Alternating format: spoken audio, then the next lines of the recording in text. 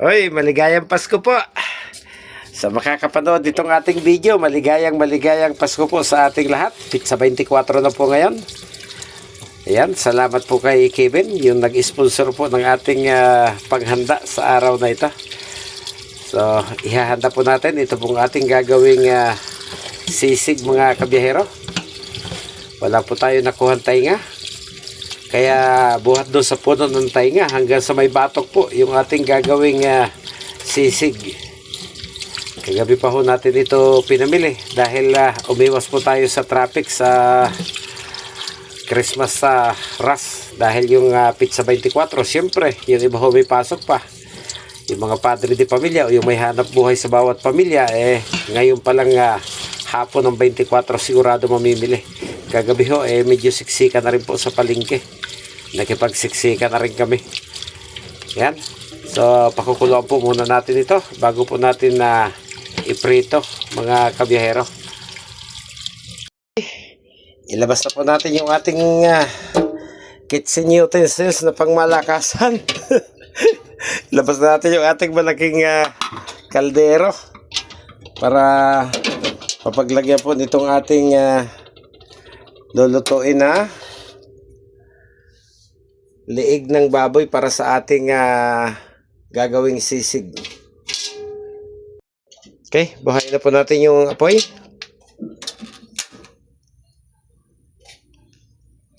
Pagkatapos, ilagay na po natin lahat ito. Ayan. So, bali 2 kilo po yan. Parang ang lalaki. Dapat yata hinati ko sa gitna. Ayan.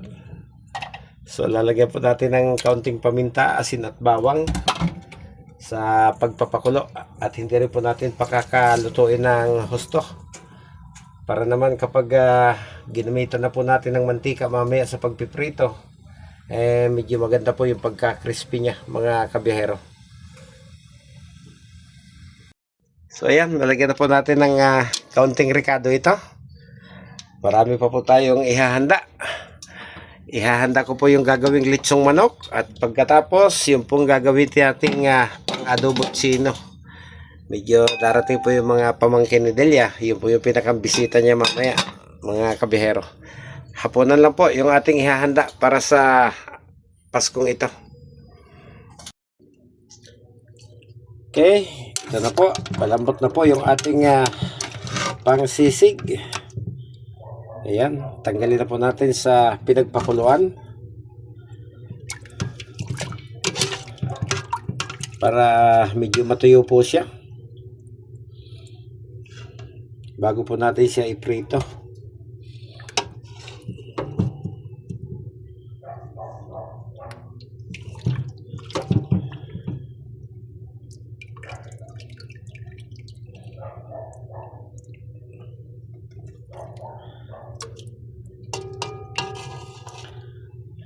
Pampa-high blood.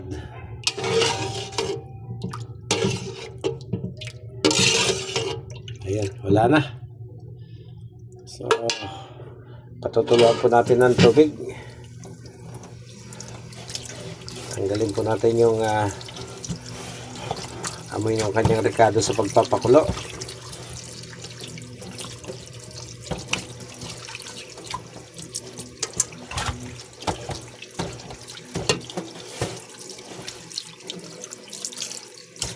Tama-tama na yung kanyang lambot dahil ipiprito pa naman natin siya.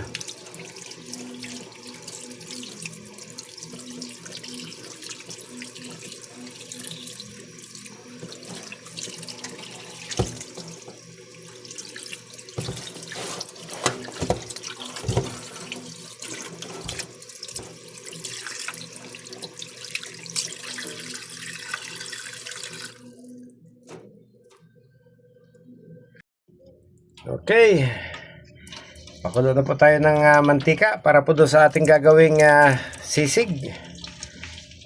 Lagyan po natin ng kaunting asin para hindi masyadong matilamsik. Ayan. So pagkatapos, tas natin yung pwestong mantika sa gilid para hindi manikit.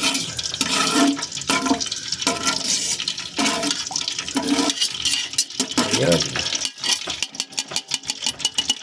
Pagkatapos, ilagay na po natin isa-isa hanggat kaya nung kaldero. Pagkasyahin na po natin para mabilis.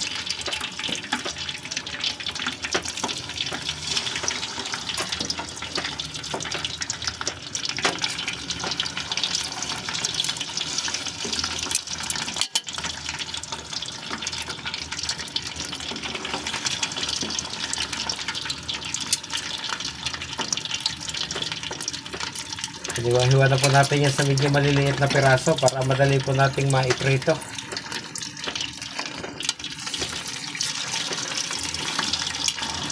Yun.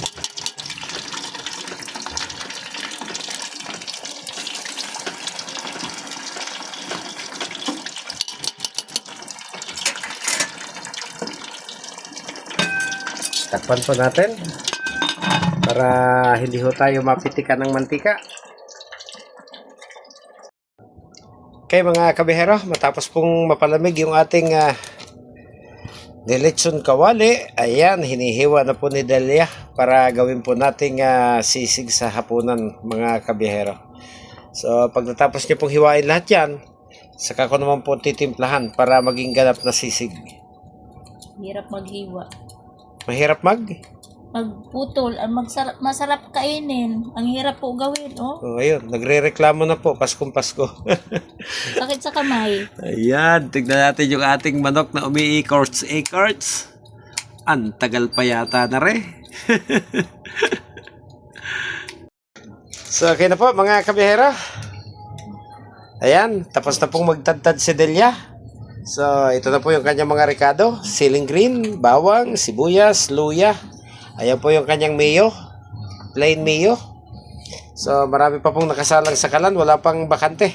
Kaya maghihintay-hintay po tayo ng counting oras pa bago po natin ito masimulang timplahan mga kabiyahero. Napakarami pong nagpapatugtog sa labas. Baka tayo yung mga CPR. So, lulutuin na po natin yung finality ng ating sisig. Yan. Lagay po tayo ng kaunting mantika. Yan, kaunti lang po. Kasi maglalagay po tayo ng margarine. Okay. Lagay po tayo ng kaunting margarine.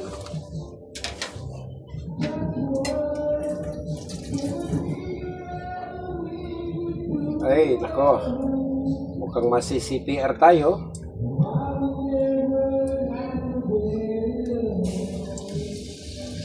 Ayun.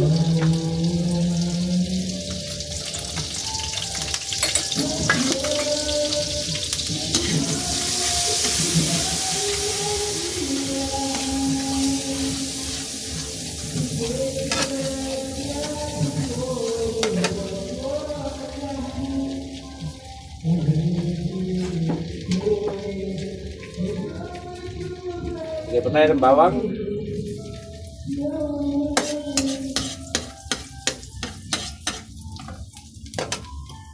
So, samasamahin na po natin. Nandiyan na po yung luya, sili, sibuyas. So, ubusin na po natin dito. Total, 2 kilo naman po siya. Ang ipahuhuli na lang po natin is mayonnaise.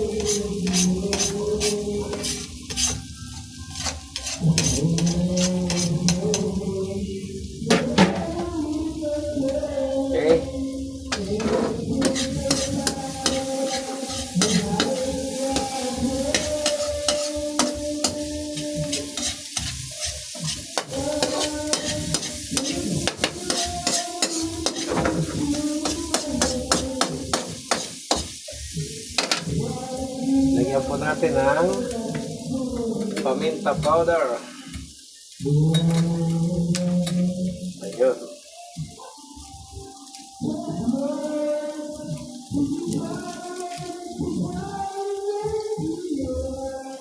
Sayang ang bawang.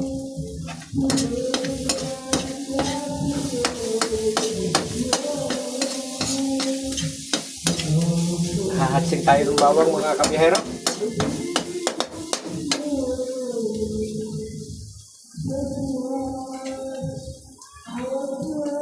Then, dahil luto na po yung ating rekado, ilalagay na po natin itong ating sisig.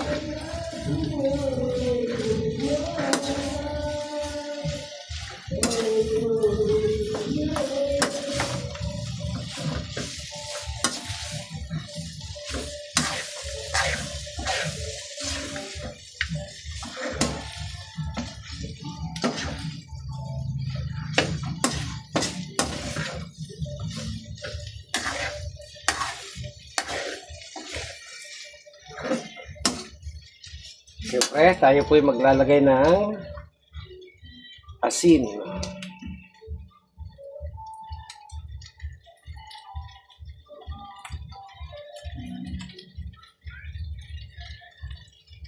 So, tikman natin. Maya-maya kung tama na ba yung kanyang alat.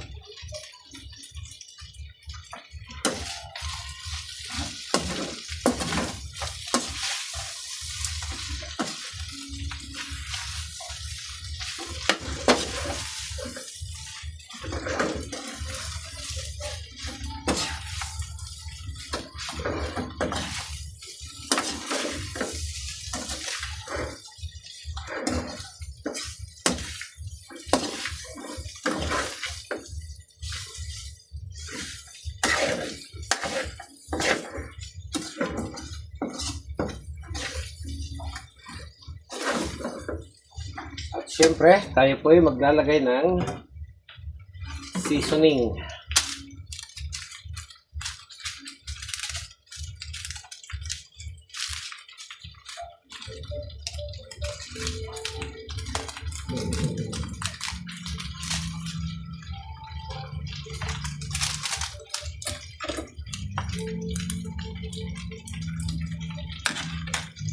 Okay.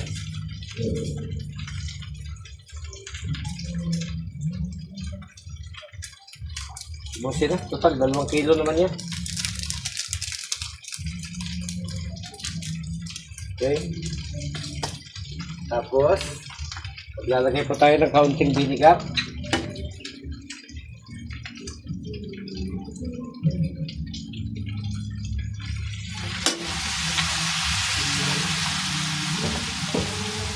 Tapos, mikos-mikos ulit.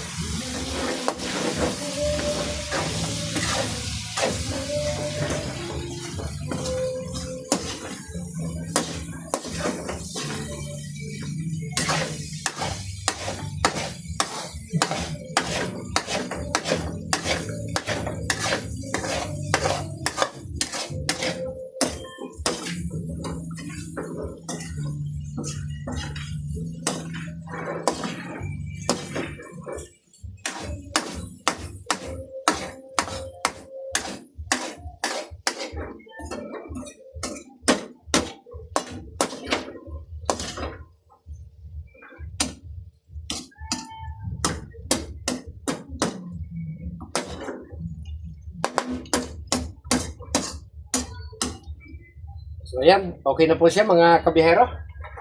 Hindi na po natin ilalagay doon sa sizzling plate. Ititray na lang po natin siya.